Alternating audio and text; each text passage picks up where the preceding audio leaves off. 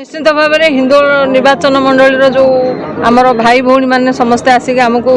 जो उच्छ्वसित संबर्धना कर मो तरफ हार्दिक कृतज्ञता ज्ञापन करुच्ची कारण लोक मानकर मनरे जो आग्रह रही आज एत संख्यार आप देखी स्वतःप्रवृत्त भाव में आसिक संबर्धना देते मान्यवर सांसद को मान्यवर मंत्री को एवं विधायिका को निश्चित भाव में आम से पाखे चिर ऋणी रही जो भाया संघर्ष भितर से आमको जितैक आनी एवं एपर्यंत मनर जो उत्साह रही आम सहित चिर ऋणी रहीचु रही लोक मान कम करने माध्यम प्रयास करूँ भाव में जेहेतु सरकार बदली हिंदोल कहीं सारा ओडिशार किसी गोटे विकास परिवर्तन हम लोक मानकर जो भरोसा रही निश्चित भाव आम कम करूँ। मोर व्यक्तिगत जीवन नहीं व्यक्तिगत विजय नहीं केबे चिंता करी न थाए। भारतीय जनता पार्टी विचारधारा आदर्श आधारित राज्य सरकार गठन पाई मु प्राय 49 वर्ष हैला पिला दिनु काम आरंभ करी एवं मु थरे राज्यसभा को जाइथिली सेही परी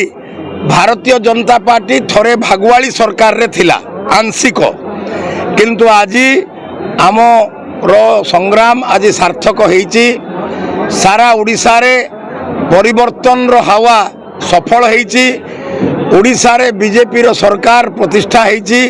मोदी सरकार तृतीय थर आसीबार थिला आसीची एवं सेही क्रम रे ढेंकानाल जिलावासी अकुंठ आशीर्वाद देइचंती जिलार 4 रु 4 विधानसभा आसन ढेंकानाल लोकसभा 7 रु 6 विधानसभा आसन एवं मु जो 91 मसीहारू लोकसभा कंटेस्ट करे पुराना नुआ ढेंकानाल 10टी विधानसभा आसन रे मते भोट मिली से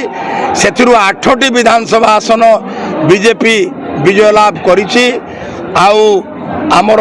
केंद्र मंत्री धर्मेंद्र प्रधान एवं आमर ढेंकानाल जिल्लार सुयोग्य संतान कृष्णचंद्र पात्र वर्तमान ओडिशा सरकार रे मंत्री होइचंती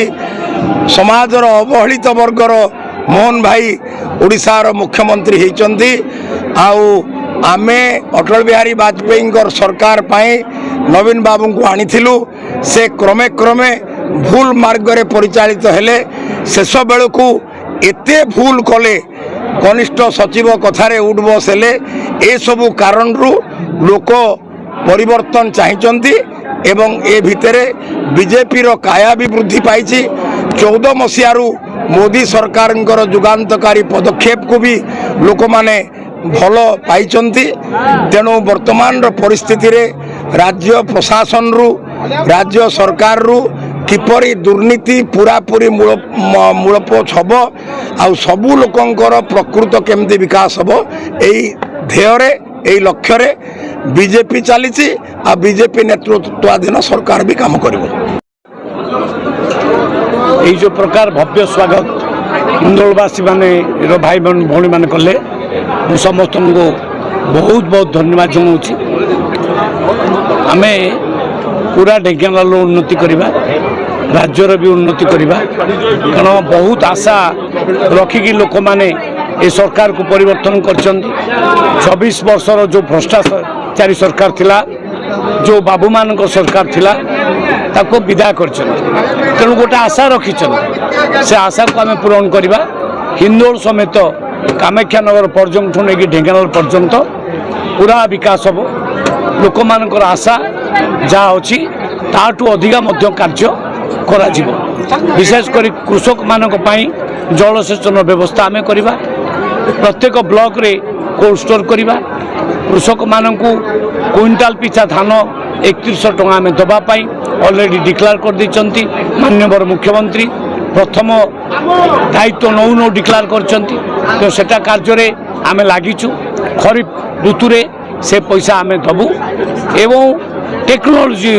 व्यवहार करी बहुत माने जो दुर्नीति भ्रष्टाचार को आम रोकबू कृषक मान क्षति हम ना नुकसान हम ना आम देख चाउल देखु गुड़ाए कार्ड अच्छी जोटा फॉल्स कार्ड मुझे से कार्ड गुड़ा को आम डिटेक्ट करूँ से कार्ड को डिटेक्ट कर सारा